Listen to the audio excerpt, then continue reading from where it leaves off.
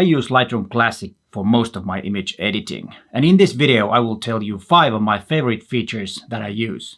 And then in the end of this video, I will talk about the new version that was just released, 9.3. It has some interesting features and I will tell you what's my favorite. Hi there, my name is Peter Forsgård and I am an Olympus visionary and a professional photographer from Helsinki, Finland. And before we get into the features of Lightroom that I really like, please consider subscribing to my channel and hit that bell so you get notified when there is a new video online. My channel is all about you getting to be a better photographer. And of course, it's about Olympus gear too. And then remember that I just announced that I will have an online workshop in August. All the details about that workshop will be found in the description of this video, the first link down below. But let's get into those favorite features of mine.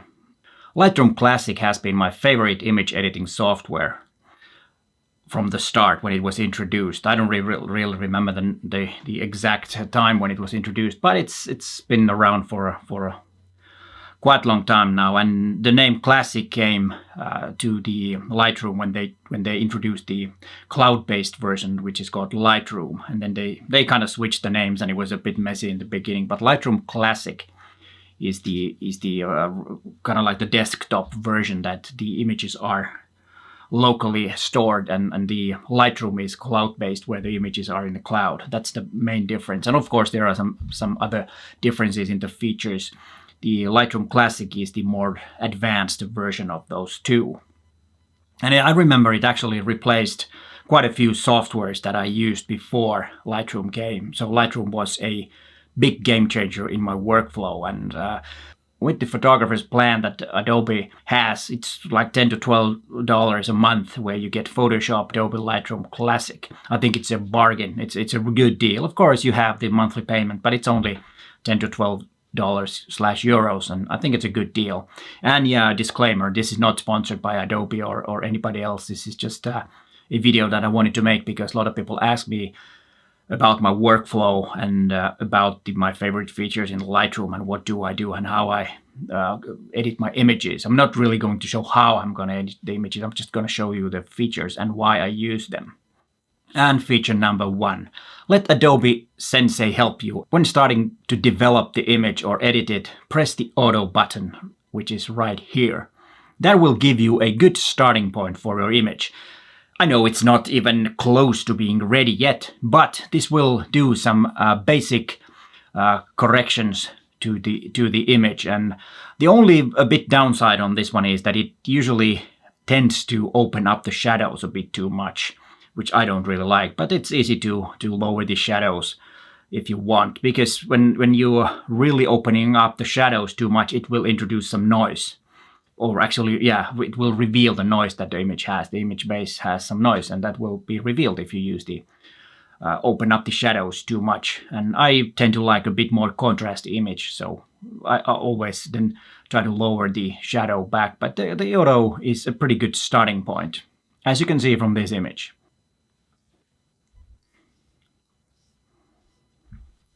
And number 2, use survey when you're choosing your images. Choosing your images is the hardest part, in my opinion, when making photographs. Of course, sometimes making the photograph might be hard, but not always. But choosing the right image, that's the most hardest part, because then you have to kill your darlings. You have to really choose the absolute best ones. And using the survey for, let's say that you have taken several images of the same subject, a bit different angles, maybe a bit different background and all that. And then you can choose all the images, press the survey button to start looking at the images. And when you see something that you do not like, just press the X on the lower right hand corner and it will disappear, and you will only have the ones that you really like. And once you've reached and selected the images, so there's only one image, then edit that one and save the others, because you might want to come back to those images later. So don't delete the images that was not chosen in the first round. You might want to come back and use those images later. But this is a very good way, and it's important to choose your images and remember to kill your darlings. Because always when you're choosing image, you need to consider if that image is a good image to others too. It might not be anything for others, or it might be only good for you because you have a certain feeling about the image. You were there when you took the image. The viewer wasn't. And if that feeling that you had does not transfer to the viewer, then it might not be that good, the image. So be really careful and how do you say it? Really concentrate on the choosing of the image. That will make your images stronger when you only show the absolute best ones. It's sometimes hard when you need to kind of like ditch pretty good images, but that's something you have to learn if you want to get better at photography. Choosing from your own images. That's an important skill in photography. But let's go to number 3. And number 3 is use the grid to help to fine-tune your composition. Pressing the crop tool and then pressing the O button, the letter O in your keyboard, and that will introduce different grids that you can choose from. And there is also the golden ratio, the round thing, and then you have one rule of thirds and all these others. And that's a really helpful tool when you need to fine-tune your composition. Of course, it's the best way to try to get the composition perfect when you're making the image. But sometimes it's just something that you want to do maybe something happened in a hurry and you couldn't really make the composition so that you want it when making the image. So that's why this tool is really good. You can fine-tune your composition later. There's nothing wrong with that. I don't see that as a problem. But of course, if you can do it in photographing and you get the right composition, then it's fine too. But don't be afraid of cropping your images if you need to make it a bit better. These grids will help you to fine-tune your cropping and your composition. And let's go to number 4. And tip number 5 is use presets when you import your images. And this is really important. If you are photographing the way you should, exposing to the right, you will get quite bright and light images and washed out colors, not very colorful images. They usually need some contrast, some dehaze, and lowering the exposure a bit. And you can do that by setting a preset that you will apply all the time or every time you import your images. And you can add some copyright info too if you have not applied it in camera yet. So that's another way. I usually have the copyright info in camera and also when I import it, and also have a keyword that marks the year that the image was made. And also I will apply a slight lowering of the exposure, adding a bit contrast and adding a bit dehaze, so that I will have a better starting point for my editing. And that's really handy. And there is actually a special feature in Lightroom 2 that you can actually apply a preset according to your camera. When you're importing, Lightroom can can identify the camera that you are using and then apply a certain preset for that particular camera. And you can also go that by your serial number. So if you have several cameras, maybe the same brand and same model, you can even have a different preset for different cameras, because Lightroom can identify the camera from the serial number too.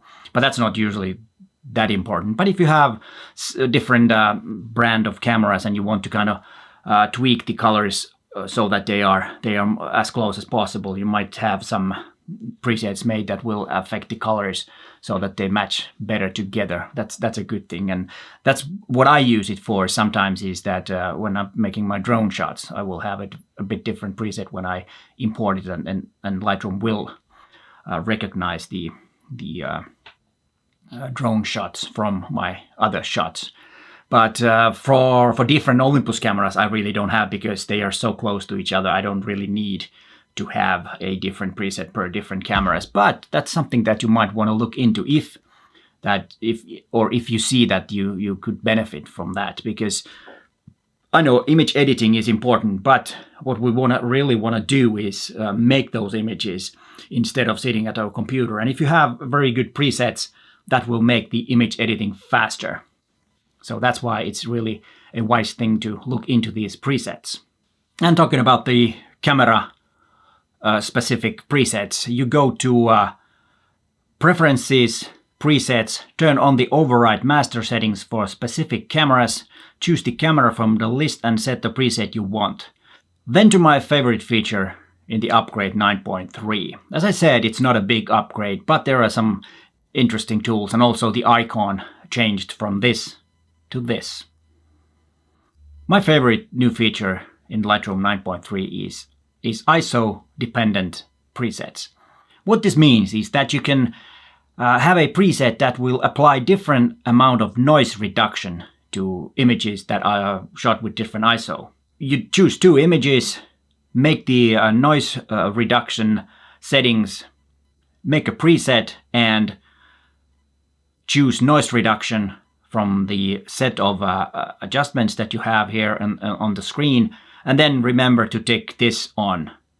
But remember, you need to have 2 images chosen with different ISO. And what it will actually do then is that it will calculate the right amount of noise reduction for different ISO values. So my suggestion is that you take the 200 and then the highest ISO that you are going to use, which I have 6400.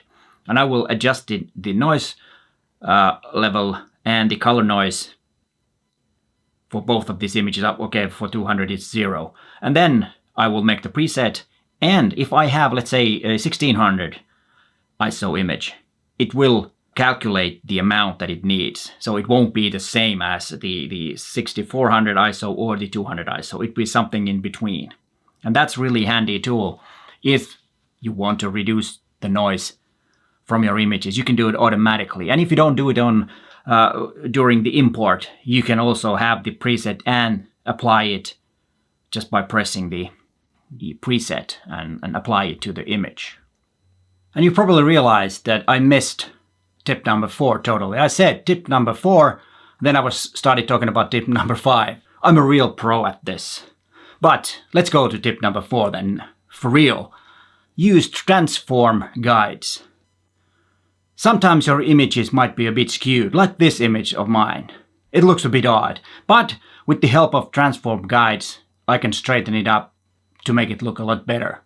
You can also try to straighten your image automatically, but I have found that doing it manually works a little bit better. And here are some more videos about image editing. But hey, thanks for watching and bye for now.